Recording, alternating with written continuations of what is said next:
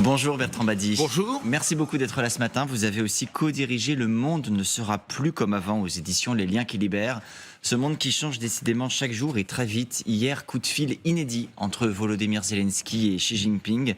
Les deux présidents ne s'étaient pas parlé depuis le début de la guerre. Appel long et significatif, dit le président ukrainien.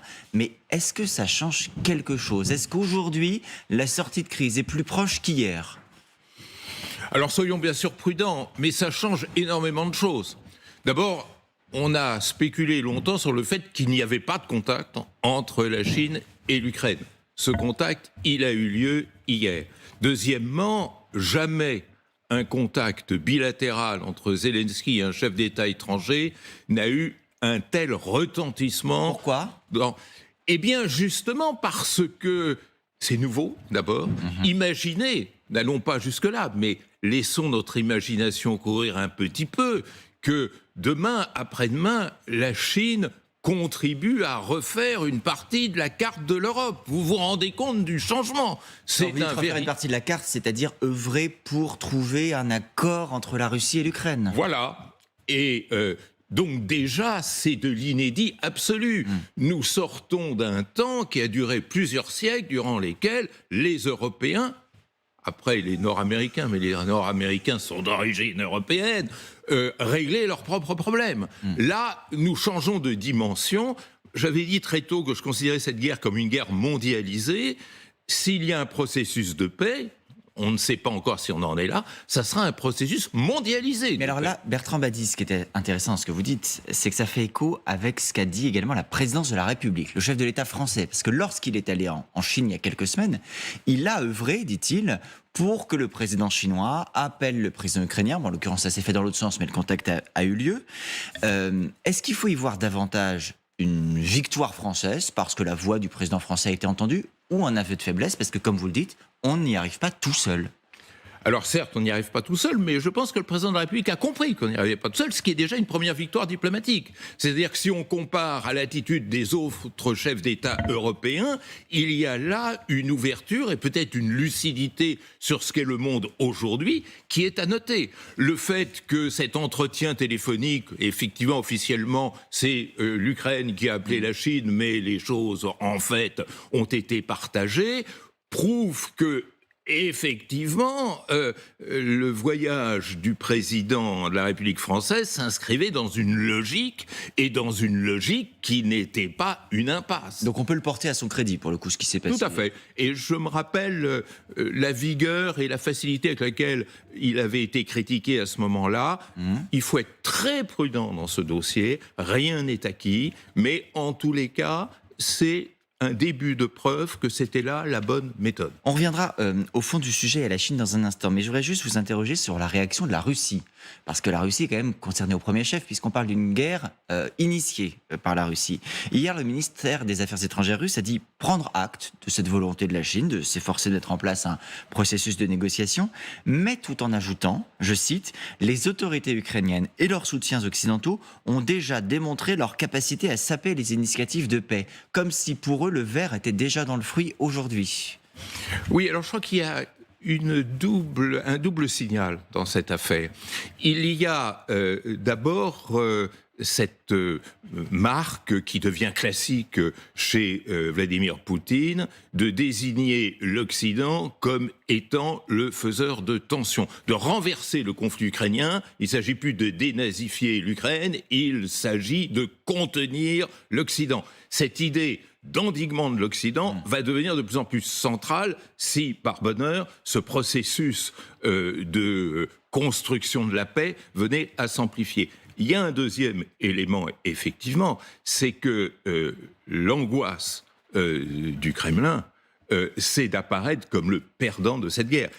Il l'est objectivement. Le Kremlin, la Russie a perdu cette guerre militaire. Il ne faut surtout pas qu'il perde la guerre diplomatique. L'enjeu est là. Et ne pas perdre la guerre diplomatique, ça veut dire quoi? Ça veut dire arriver à une solution qui pourra conduire le Kremlin contre vents et marées à dire, voyez, on a bien fait de se lancer dans cette opération et des résultats. C'est comme ça que vous comprenez aussi l'attitude aujourd'hui des Russes, parce qu'on ne les voit pas, même si le discours a varié, aujourd'hui disposés à négocier. On est en pleine campagne, on l'a vu sur nos antennes, de recrutement, avec des mots d'ordre lancés par exemple aux vigiles, lancés aux hommes sur leur masculinité en Russie. On a Dmitri Medvedev aussi, l'ancien président, qui a à nouveau brandit d'une certaine manière la menace nucléaire. Il disait encore il y a quelques heures, tous ces discours selon lesquels les Russes ne le feront jamais n'ont aucune valeur. Que cherchent-ils vraiment à obtenir? Que veulent-ils les Russes? Est-ce que vous arrivez à voir clair dans leur stratégie? Alors, je repars de ce que l'on disait il y a un instant. Les Russes ont perdu la guerre militaire. Ils sont en train de mener depuis un certain temps une guerre sociale, de terrorisation de la société ukrainienne, qui ne semble pas vraiment porter ses fruits, puisqu'elle devait dissuader la société ukrainienne, et finalement, cette société ukrainienne continue à résister. En particulier sur le plan énergétique cet hiver, ça devait endiguer toute résistance, ça avait été le cas. Voilà. Et donc, il y a derrière cela une troisième guerre. Et c'est là que tout va se jouer, qui est cette fameuse guerre diplomatique. Le terme paraît un peu oxymore, mais c'est une réalité. Et dans cette guerre diplomatique, il faut voir qu'il y a des impasses, des fausses pistes et des vraies pistes. Les impasses, c'est considérer que l'on puisse construire une diplomatie du conflit russo-ukrainien autour d'une transaction territoriale. Regardez le monde, depuis 1945, il n'y a plus de transaction territoriale. Mais est-ce que ce n'est pas exactement ce que dit l'Ukraine quand elle dit « je veux l'intégrité de mon territoire » ? Absolument. Et ce principe de l'intégrité territoriale, du coup, est rappelé par tout un chacun. Il est d'ailleurs dans la Charte des Nations Unies. Il est ce qui fait l'impression d'un consensus à l'intérieur de la communauté internationale. Donc, nous ne sommes plus dans des négociations à l'ancienne. Et il ne faut surtout pas commettre l'erreur d'interpréter ce qui commence à se passer comme étant l'amorce d'une médiation ou d'une transaction territoriale ou d'une négociation. Autrefois, la négociation sur les territoires était facile parce qu'il y avait une victoire militaire sur le terrain. Celui qui gagnait était en position de force pour négocier les nouveaux acquis territoriaux. Mais alors, si on ne parle pas de territoire, de quoi on parle ? Eh bien, je crois qu'il va falloir déplacer, et la Chine l'a parfaitement compris, le curseur vers les principes. Et on voit bien dans la proposition chinoise, je ne parle pas de plan de paix pour l'instant, je parle de proposition chinoise, 2 principes. Vous faites allusion aux 12 points qui avaient été dévoilés il y a quelques semaines. Et là, il y a 2 principes qui se dégagent. Il y a le principe de l'intégrité territoriale, qui ne peut que satisfaire, bien entendu, l'Ukraine, par parenthèse, satisfaire aussi la Chine elle-même. Oui. Et Taïwan n'est jamais très loin. Oui, exactement. Et d'autre part, le principe de la sécurité collective. Et tout dépend de l'incarnation que l'on va donner à ces 2 principes. Pour le premier, encore une fois, il n'y a pas beaucoup de négociations possibles. Simplement, il y a la question de la Crimée, qui est une question extraordinairement complexe. On voit des petites lueurs de solutions.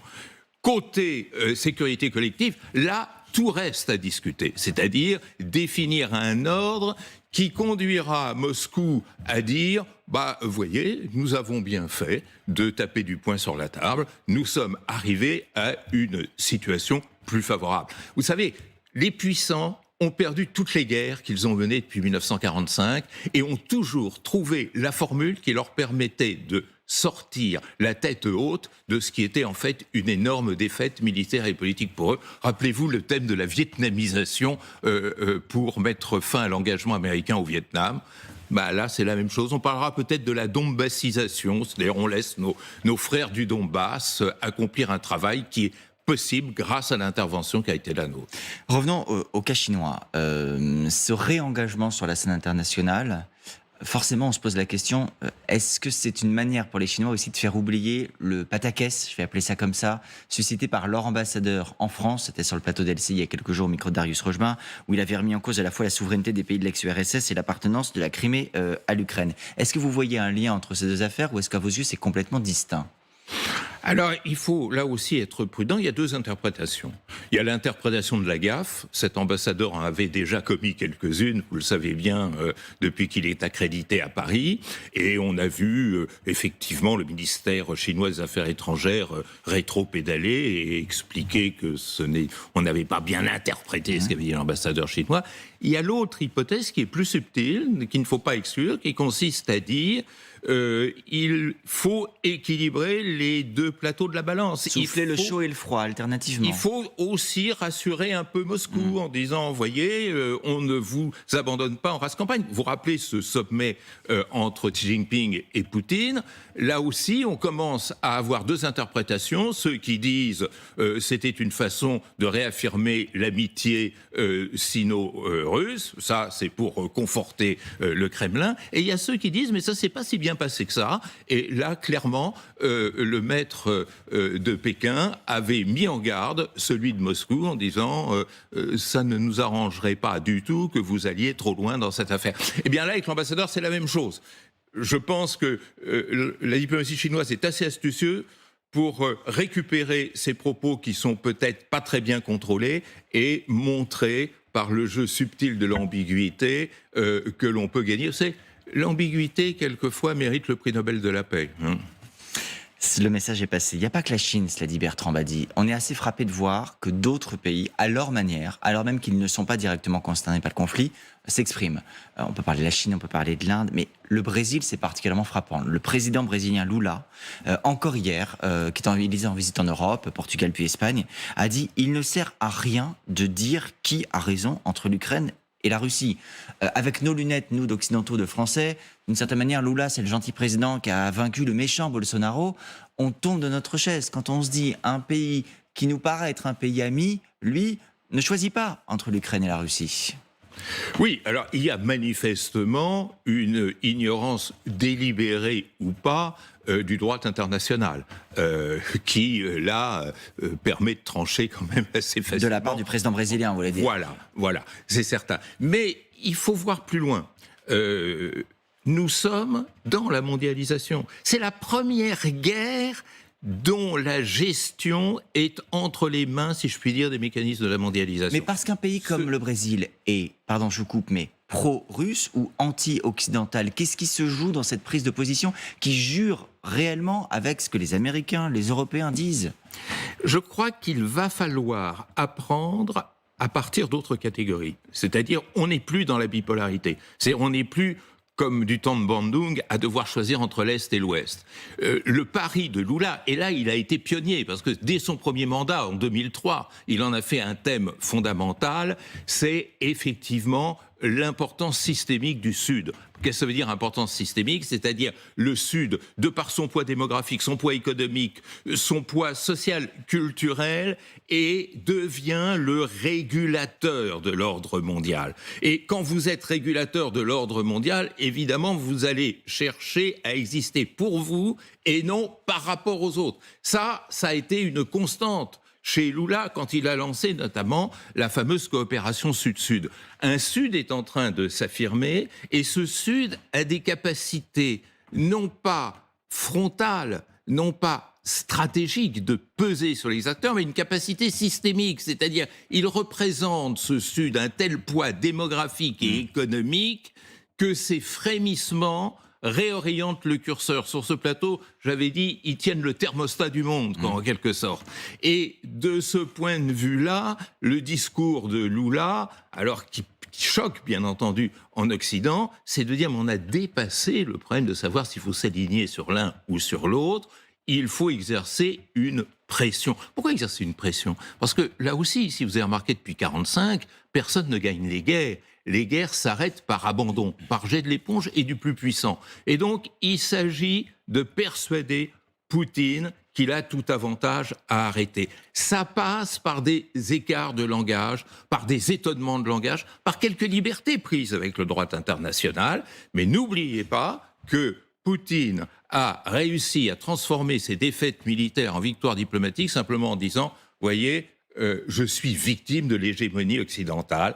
Ça fait tilt dans le Sud. Dans ce Et partie du donc, monde. il s'agit pour les pays du Sud de gérer ce genre d'argumentaire. Ce qui est frappant, Bertrand Badi, c'est que dans le Sud dont vous parlez, à chaque fois, quel que soit le sujet qu'on prenne, la Chine n'est jamais très loin. Il y a encore un exemple en date hier, c'est une annonce de l'Argentine qui, comme l'a fait le Brésil il y a quelque temps, dit qu'elle va désormais payer ses importations chinoises en yuan, la monnaie chinoise, et non plus en dollars. Bon, on peut se dire peu importe, en fait, c'est pas notre sujet du quotidien, mais ça dit aussi beaucoup, en réalité, de la place que la Chine prend progressivement partout dans le monde. On évoque parfois l'Afrique, ça vaut aussi pour l'Amérique latine. Tout à fait, et ça veut dire que cette guerre mondialisée risque de poser pour la première fois de manière déterminante et décisive la question de la Dédollarisation.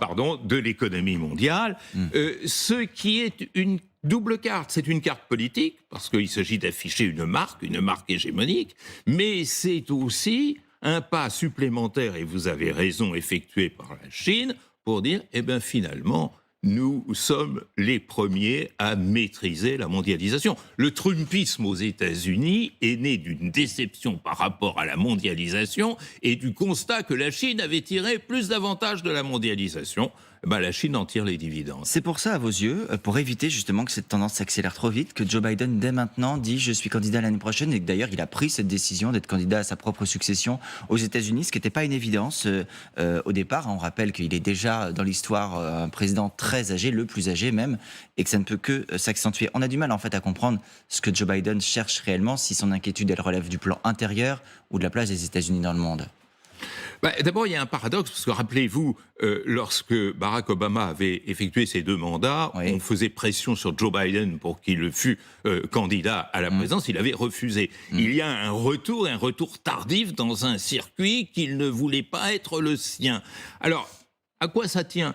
Ça tient à plusieurs facteurs, je crois. D'abord, une certaine vacuité de la scène politique américaine, où les candidats à la fonction, les candidats crédibles ne sont pas légion.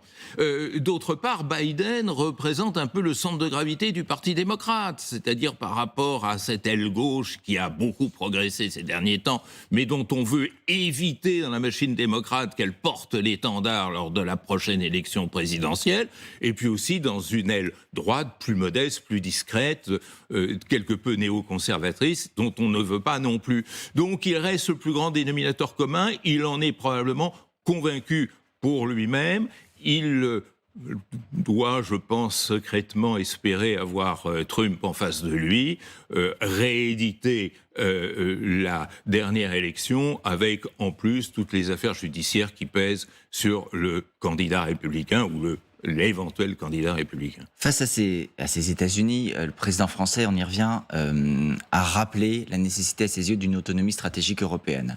Ça lui a été reproché parce que c'était lié à ses déclarations sur le sort de Taïwan. Il se trouve que hier, à votre place, je recevais Alain Bauer qui disait il y a une incapacité de la France à choisir une doctrine. De son point de vue, il faisait en particulier allusion à la loi de programmation militaire. Ce qui nous menace, c'est l'éparpillement et l'échantillonnage. À vos yeux, la France a-t-elle aujourd'hui des idées claires sur son dessein, sur sa place dans le monde et sur ce qu'elle peut réellement obtenir, réclamer ? Écoutez, c'est la question.